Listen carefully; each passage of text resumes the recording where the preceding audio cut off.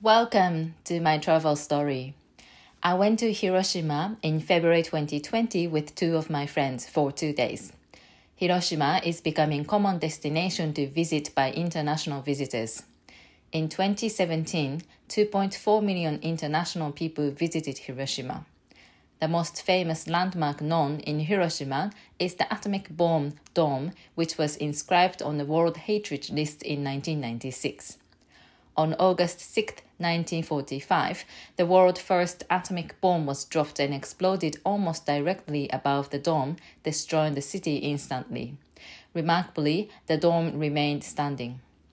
Today, the dome stands on the land where 100,000 people instantly died as a memorable icon of the war. Millions of people visit the site to pray for the lost lives in Hiroshima, pray for the all lost lives in the war, pray for the peace. Another place that is common for visitors who come to Hiroshima is Miyajima.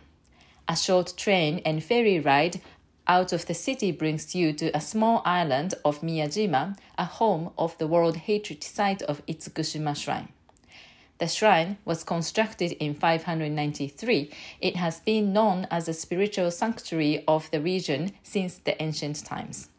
In the 12th century, Taira no Kiyomori, one of the most influential leaders in Japan, at the time constructed the impressive main shrine buildings in architectural style representative of the Heian style.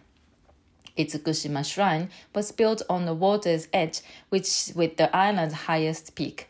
The shrine stands in the sea just offshore, the majestic scene at high tide when the shrine and its surroundings look like a floating palace continues to enchant visitors. If you visit Miyajima during high tide hours, I recommend you to take a boat trip that allows you to go near the famous Otori, the gate. The Otori is currently under renovation, but in your heart it looks as elegant and remarkable as it shows on the pictures. Hiroshima is also known for a tasty food. When you travel, you walk around the city, naturally make you get hungry. For those people who would like to snack, momiji manju is recommended. Stop and smell the freshly baked huka-huka manju with sweet red bean paste. Your tiredness will be blown away instantly.